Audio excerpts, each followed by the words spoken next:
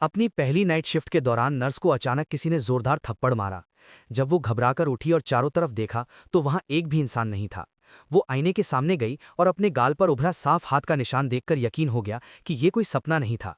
उसने सोचा कि शायद किसी सहकर्मी की शरारत है, लेकिन तभी कुछ ऐसा हुआ जिसकी उसने कभी कल्पना भी नहीं की। ये कहानी मेक्सिको के एक अस्पताल की है। अपने पहले ही दिन सोफिया को अकेले आईसीयू में नाइट शिफ्ट की ड्यूटी थमा दी गई। हेड नर्स ने उसे चाबी देते हुए चेतावनी दी, अगर नाइट शिफ्ट के दौरान तुम्हें कोई और नर्स दिखाई दे तो उससे बिल्कुल बात मत करना। सोफिया के जाते ही एक नर्स बोली, उसे सच बता देना चाहिए, लेकिन हेड नर्स ने साफ मना कर दिया।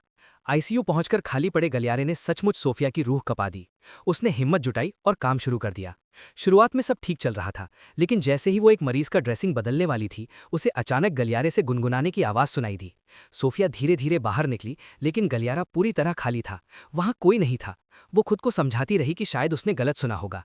फिर वो मरीज के कमरे में वापस लौट गई, लेकिन घबराहट के चलते उसका हाथ फिसल गया और दवाई का घोल सीधा उसके कपड़े पर ढुल गया।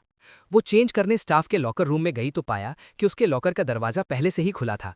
कुछ समझ पाती उससे पहले ही गलियारे में किसी के चलने की आवाज गूंजने लगी। कांच के पीछे एक साया नजर आया। सोफिया ने उसे आवाज लगाने की कोशिश की, लेकिन कोई जवाब नहीं मिला।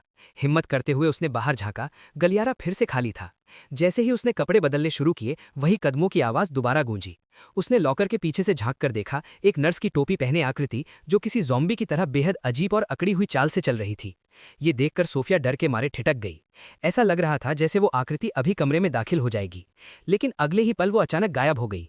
सोफिया भूतों पर विश्वास नहीं करती थी। उसे पूरा यकीन था कि ये सब उसके साथी सहकर्मियों की हरकत है, लेकिन वो ज्यादा सोच पाती उससे पहले उसे याद आया कि एक मरीज को अभी इंजेक्शन देना बाकी था।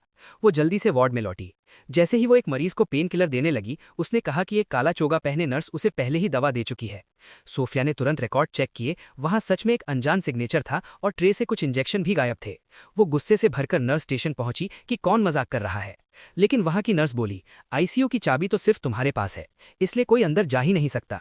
और काला चोगा, वो तो 100 साल पुराने जमाने में नर्सें पहनती थी, अब तो उसका इस्तेमाल पूरी तरह बंद है। सहकर्मी ने गंभीरता से बताया, आईसीयू हमेशा से भूतिया माना जाता है, इसलिए नाइट शिफ्ट में कभी सोना मत। सोफिया वही ठिठक गई। उसे अपनी नौकरी पर पछतावा होने लगा। वो भारी मन से वापस आईसीयू लौटी। गलियारे की लाइटें तेजी से टिमटिमाने लगीं। कदमों की आवाज और गुनगुनाहट फिर गूंजी, और एक रहस्यमयी काली परछाई धीरे धीरे कोने से बाहर आई। सोफिया ने हिम्मत जुटाई और आगे बढ़ी। वो इस भूत का असली चेहरा देखना चाहती थी।